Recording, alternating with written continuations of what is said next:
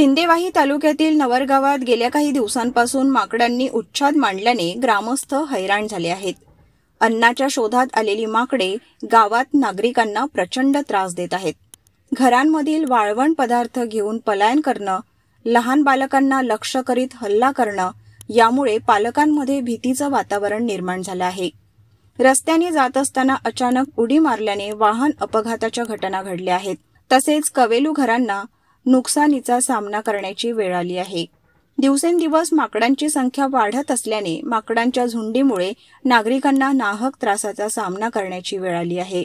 माकडांचा बंदोबस्त करण्याची मागणी केली जात असली तरी वनविभागाच्या वतीने ठोस उपाययोजना आखली जात नसल्याचे मत नागरिकांमध्ये व्यक्त केले जाते.